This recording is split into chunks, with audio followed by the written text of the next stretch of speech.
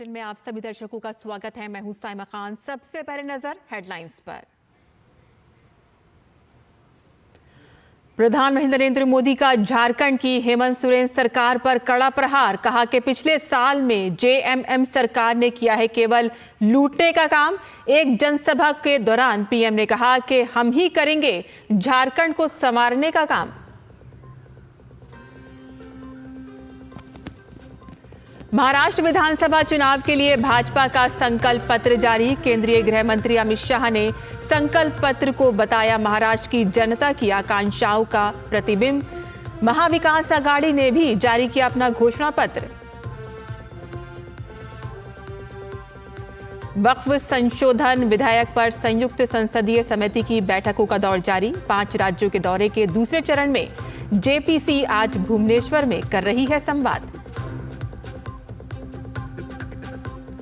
पश्चिम Asia में शांति बहाली को लगा झटका। कतर ने इजराइल और हमास के बीच मध्यस्थता के खुद को किया अलग। भारत और दक्षिण अफ्रीका के बीच गगे बेहरा में दूसरा T20 मैच आज। 4 मैचों की सीरीज में भारत 1-0 से आगे। और अब समाचार विस्तार से।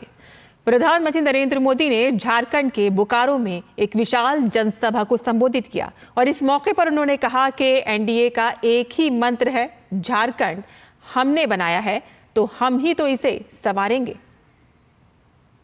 केंद्र में भाजपा एनडीए सरकार बनी तो 10 साल में हमने 3 लाख करोड़ रुपए से अधिक झारखंड को दिया। भाजपा एनडीए का यहां एक ही मंत्र है, हमने झारखंड बनाया है, हम ही झारखंड संवारेंगे। ऐसे लोग कभी झारखंड का विकास नहीं करेंगे जो झारखंड राज्य के निर्माण के विरोधी रहे हैं। और पीएम मोदी ने जेएमएम सरकार पर हमला बोलते हुए कहा कि पिछले 5 साल में जेएमएम सरकार ने केवल लूटने का काम किया है। जेएमएम सरकार में पिछले 5 साल में हुआ क्या भाई? आपके हक की ये सुविधाएं जेएमएम कांग्रेस के लोगों ने लूट ली। लूट, नोटों के पहाड़ निकल रहे हैं। इतने नोट निकल रहे हैं कि गिनते गिनते मशीनें भी थक जाती है। मैं आपको वादा करता हूं, सरकार बनने के बाद इन भ्रष्टाचारियों को कड़ी से कड़ी सजा मिले, इसलिए अदालत में हम पूरी लड़ाई लड़ेंगे। और प्रधानमंत्री नरेंद्र मोदी झारखंड में चुनाव प्रचार पर हैं और इसी बीच केंद्रीय मंत्री शिवराज सिंह चौहान ने प्रधानमंत्री मोदी के रांची में आगमन से पहले क्षेत्र का दौरा किया। शिवराज सिंह चौहान ने बताया कि जनता प्रधानमंत्री के आगमन की खुशी में उत्साहित है। वहीं केंद्रीय मंत्री ने सफाई कर्मियों से भी मुलाकात की।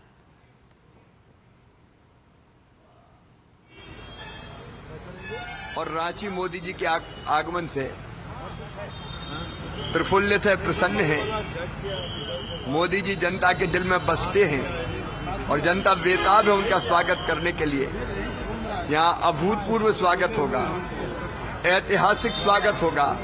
यहाँ का बच्चा बच्चा मोदी जी का स्वागत करना चाहता है। सफाई कर्मी भी केवल सफाई कर्मी इसलिए सफाई नहीं कर रहे, वो मोदी जी को हृदय से प्यार करते हैं, उन्होंने बताया, और पूरी प्रसन्नता के साथ स्वच्छता के अभियान में लगे हैं। वो भी मोदी जी की प्रतीक्षा कर रहे हैं। झारखंड के मुख्यमंत्री हेमंत सोरेन आज झारखंड के रांची जिला परिषद के तमाड़ ब्लॉक स्थित पेडियाडी गांव में चुनावी जनसभा कर मतदाताओं को साधने की कोशिश करेंगे।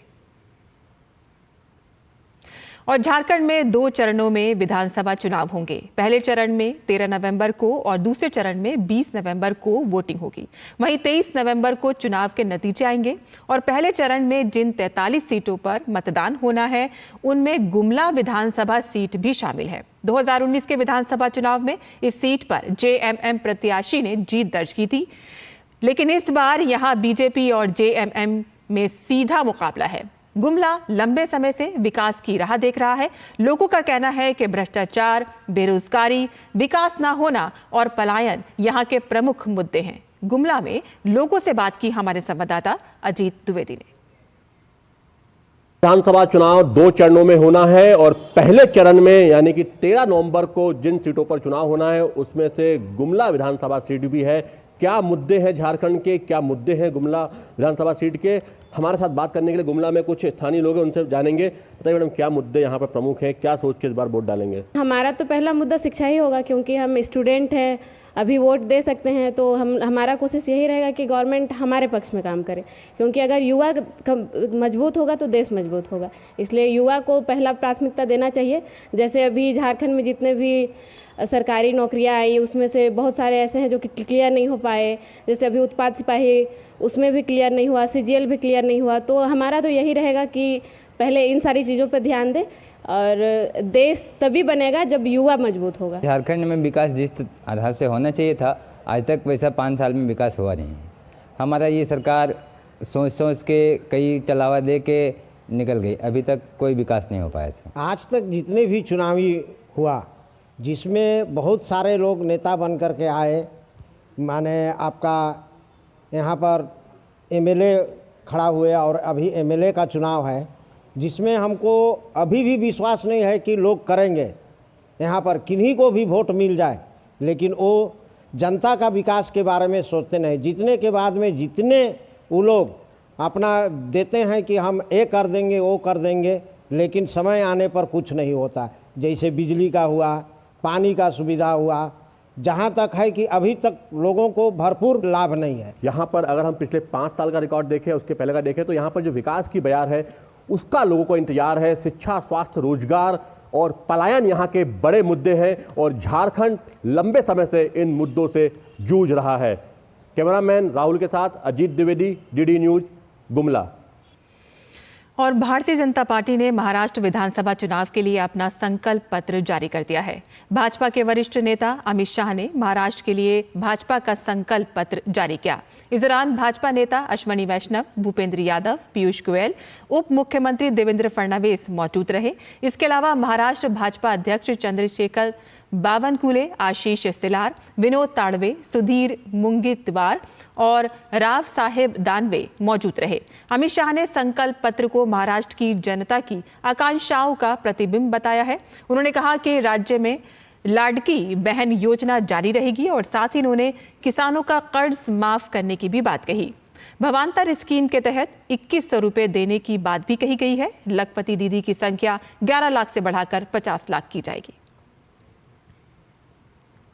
पत्र में देवेंद्र जी ने 25 मुद्दे, प्रमुख मुद्दे आप लोगों के सामने रखे हैं। लाडली बहन योजना, इसको हम बढ़ोतरी कर रहे हैं।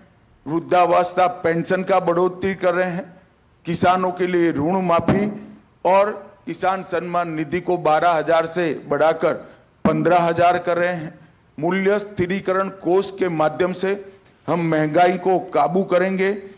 45,000 गांवों में रास्ते बनाने का काम किया जाएगा। आशा वर्कर और आंगनवाड़ी कार्यकर्ताओं का बीमा कवरेज भी किया जाएगा और उनका मासिक वेतन 15,000 तक बढ़ाया जाएगा। वीज बिल में 30% कपात सौर ऊर्जा और अक्षय ऊर्जा पर से भर दिया जाएगा और 2028 तक महाराष्ट्र की इकोनॉमी को $1 ट्रिलियन की अर्थव्यवस्था करने का लक्ष्य हमारी यूपी सरकार ने रखा है। और अमित शाह ने उद्धव ठाकरे पर भी जमकर निशाना साधा। इसका फैसला आपको ही करना है, हम नहीं कर सकते। आपको ही करना चाहिए, आपने ही करा है। मगर कहां बैठे हो वो जगह मैं जरूर याद कराना चाहता हूं। आप 370 हटाने के विरोध करने वालों के साथ बैठे, आप राम जन्मभूमि के निर्माण का विरोध करने वालों के साथ बैठे, आप सावरकर जी के लिए अपशब्द कहने वालों के साथ बैठे हो, आप संभाजी नगर नाम का विरोध करने वालों के साथ बैठे हो, सीएए और यूसीसी लाने का विरोध करने वालों के साथ बैठे हो, और आप वक्फ बोर्ड के अंदर आने वाले सुधारों के बिल का विरोध करने वालों के साथ। मुंबई में कांग्रेस अध्यक्ष मल्लिकार्जुन खड़गे ने महाराष्ट्र चुनाव के लिए महाविकास आघाड़ी का घोषणा पत्र जारी किया और इस बीच कई वरिष्ठ नेता वहां मौजूद रहे। मल्लिकार्जुन खड़गे ने बताया कि घोषणा पत्र महाराष्ट्र की प्रगति के लिए आधारित है, जिसमें कृषि और ग्रामीण विकास, उद्योग और रोजगार, शहरी विकास, पर्यावरण और जन कल्याण शामिल है। कांग्रेस अध्यक्ष ने घोषणा पत्र में बताया है कि हर परिवार को सालाना 3 लाख रुपए मिलेंगे और इसमें महिलाएं आत्मनिर्भर बनेंगी। मल्लिकार्जुन खड़गे ने महाराष्ट्र में युवाओं को महीने में 4,000 रुपए देने का जिक्र किया और साथ ही योग्यता के अनुसार काम भी दिया जाएगा। नौकरी चाहने वाला युवाओं को 4,000 रुपए का मंथली स्टाइपेंड दे रहे हैं ताकि वो नौकरी के तलाश में रहकर बहुत अपना समय गुजारता है और उसको पैसे नहीं रहते, जहां नौकरियां आते हैं, एम्प्लॉयमेंट की नोटिफिकेशन होते हैं, पहुंच नहीं सकते, उसीलिए उसको अपने 4,000 रुपए मंथली स्टाइपेंड देंगे। स्किल डेवलपमेंट में भी अगर कहीं उनको कहीं रखना है रख देंगे। ये काम हम दे रहे हैं। और महाराष्ट्र नवनिर्माण सेना ने मुंबा देवी विधानसभा सीट से महायुति की उम्मीदवार शाइना एनसी को अपना समर्थन दिया। कुमारवाड़ा के राम मंदिर हॉल में मनसे कार्यकर्ताओं का एक सम्मेलन हुआ, जिसमें सभी कार्यकर्ताओं ने मुंबा देवी विधानसभा में महायुति को समर्थन देने का फैसला किया। शाइना एनसी ने मनसे अध्यक्ष राज ठाकरे और सभी पद अधिकारियों व कार्यकर्ताओं का धन्यवाद किया, जिन्होंने उन्हें समर्थन दिया। महाराष्ट्र की नासिक पश्चिम विधानसभा सीट 2008 के परिसीमन के बाद अस्तित्व में आई है। 2009 में पहली बार मनसे और उसके बाद लगातार 2 बार से भाजपा का इस सीट पर कब्जा है। भाजपा का यहां शिवसेना, उद्धव गुट और बीजेपी से बागी बने दिनकर पाटिल से मुकाबला है। क्या होगा नासिक पश्चिम सीट का समीकरण, देखते हैं हमारे संवाददाता धीरज कुमार की ये report. Mahindra and Mahindra wash VIP जैसी औद्योगिक इकाई देश के नक्शे पर नासिक शहर या कहें कि नासिक पश्चिम विधानसभा क्षेत्र को औद्योगिक स्टेट का दर्जा दिलाती है। यहां का सातपुर और अंबड़ एमआईडीसी विकसित होते उद्योग और प्रशिक्षित युवाओं की कमी का आंकड़ा पेश करता है। नासिक शहर की तकरीबन 16,000 औद्योगिक इकाइयों के संगठन नीमा के अध्यक्ष धनंजय बेले कहते हैं कि यहाँ के उद्योग में युवाओं की कमी है। प्राइम मिनिस्टर ने कोविड के बाद जो स्पेशल पैकेज दिया उसकी वजह से इंडस्ट्री को काफी अच्छा बेनिफिट हुआ है। तो हम चाहते हैं कि अगले सालों में पूरे महाराष्ट्र की तरफ देखते हुए भी next destination for industrialization Nashik को ही एजेंडा पे रख के किया जाए, ये हमारी मांग है।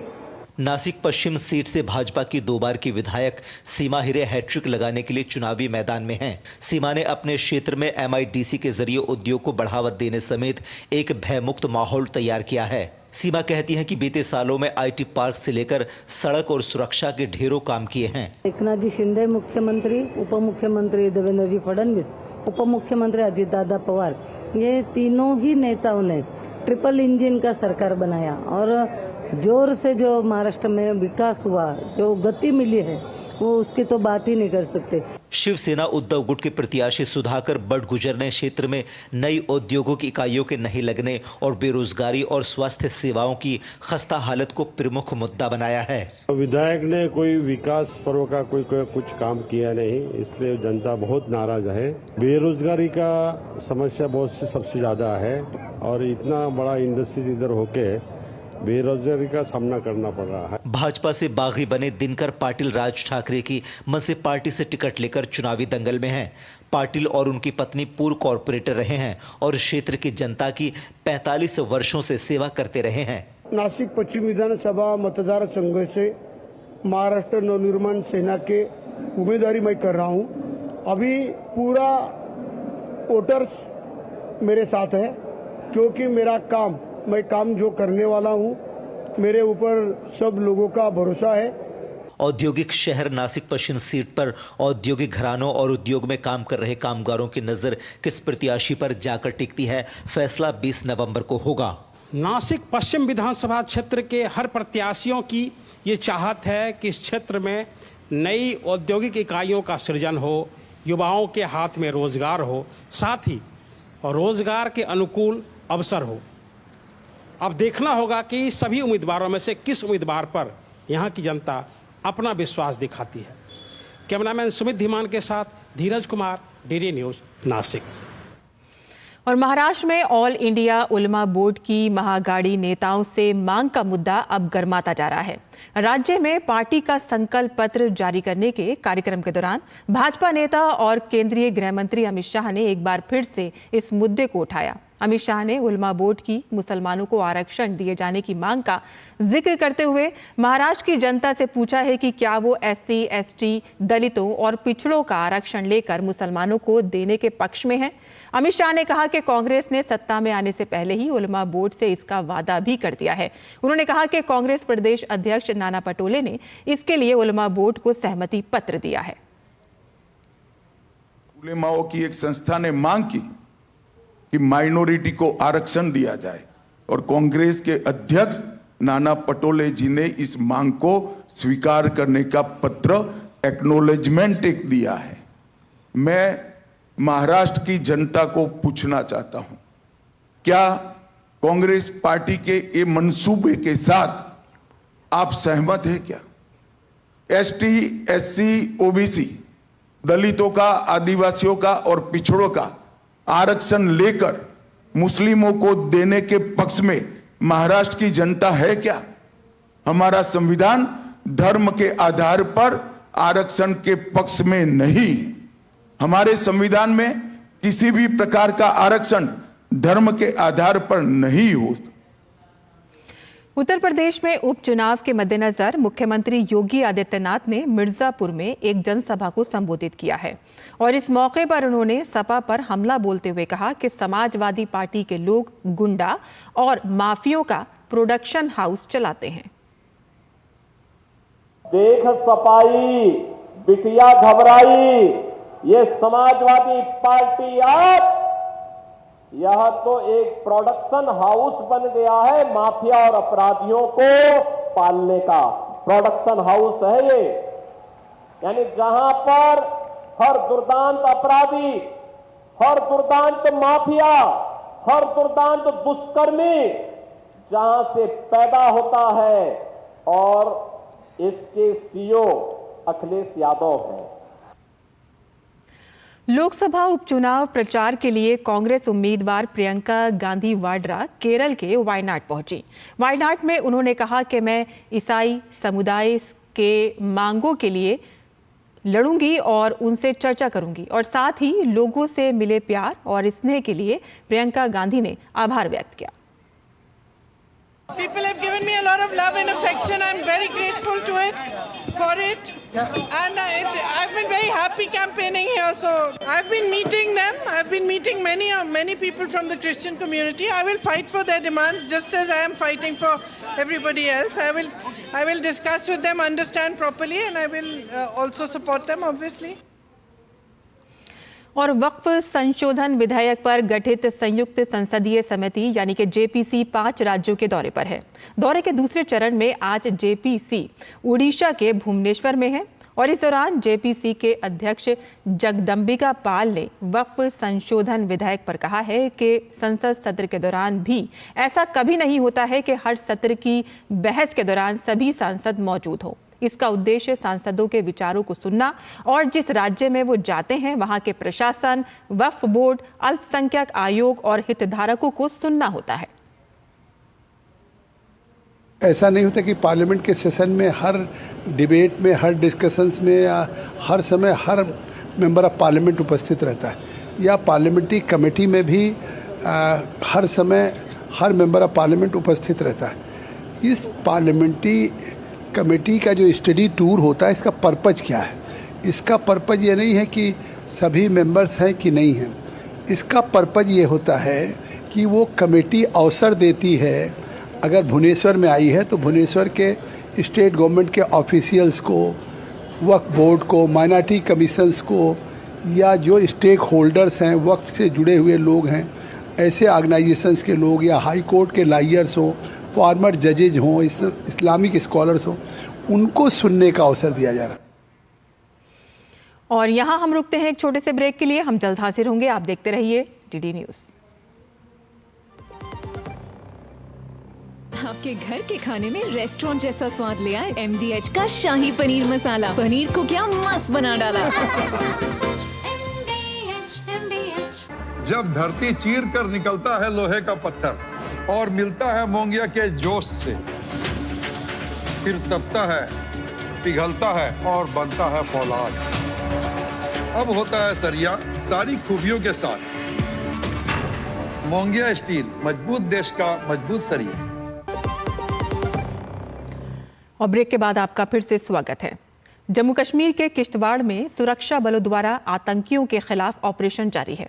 खुफिया इनपुट के आधार पर इस इलाके में आतंकियों के छुपे होने की खबर है। ये आतंकियों का वही ग्रुप है जिसने 2 दिन पहले किश्तवाड़ में 2 निर्दोष ग्रामीणों का अपहरण कर उनकी हत्या कर दी थी।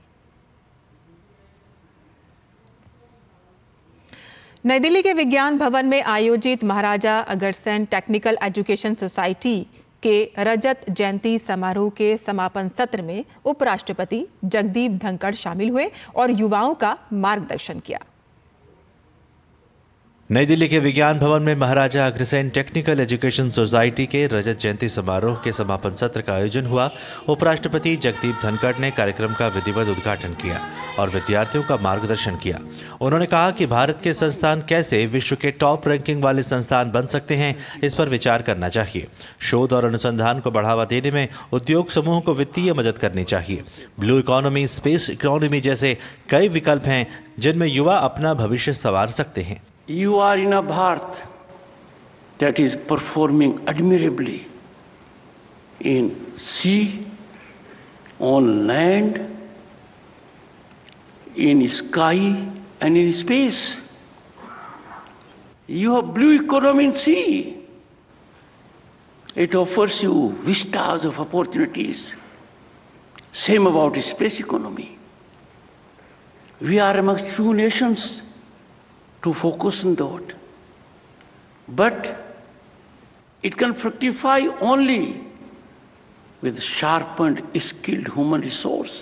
Maharaja Agrasen technical education society एक स्वयंसेवी संस्था है जो शिक्षा और स्वास्थ्य के क्षेत्र में अग्रणी भूमिका निभा रही है। मेट्स के संस्थापक अध्यक्ष डॉक्टर नंदकिशोर गर्ग ने कहा कि संस्थान का लक्ष्य प्रधानमंत्री के संकल्प को सिद्ध करने के लिए परमार्थ भावना से काम करना है। कार्यक्रम में मुख्य अतिथि IP विश्वविद्यालय के कुलपति डॉक्टर महेश वर्मा ने भी संस्थान के योगदान को सराहा। भारत के प्रधानमंत्री की सोच है कि 70 साल से ऊपर के नागरिकों को स्वास्थ्य सेवाएं सुलभ हों, पूरे ढंग से हों।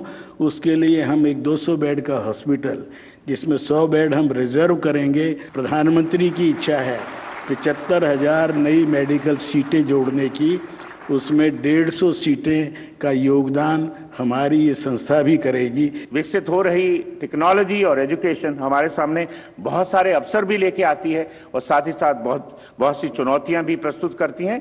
तो हमें सबको इस परिवर्तन को अपनाना जारी रखना है और हम सुनिश्चित करें कि हम अपने छात्रों को बदलती दुनिया में आगे बढ़ने के लिए आवश्यक कौशल और ज्ञान प्रदान करते रहेंगे। उपराष्ट्रपति ने युवाओं से स्वदेशी का मूल मंत्र अपनाने और सामाजिक समरसता बनाए रखने का आह्वान किया।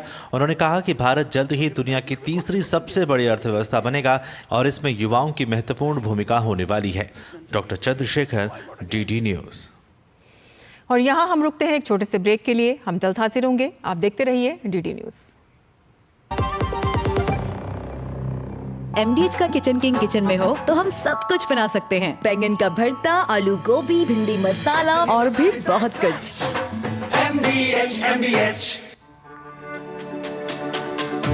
मेरी पसंद। मेरी पसंद। मेरी पसंद। मेरी पसंद। हमारी पसंद। हम सबकी पसंद। मजबूत देश का मजबूत सरिया होंगे स्टील। ब्रेक के बाद आपका फिर से स्वागत है और खेल की खबरों में भारत और दक्षिण अफ्रीका के बीच खेली जा रही 4 मैचों की T20 सीरीज का दूसरा मुकाबला आज खेला जाएगा। ये मैच भारतीय समय के अनुसार शाम 7:30 बजे शुरू होगा। भारतीय टीम पहला मैच जीतने के बाद 4 मैचों की सीरीज में 1-0 से आगे है। और इस वक्त के समाचार में बस इतना ही। हमें अनुमति दें, लेकिन आप देखते रहिए DD न्यूज़।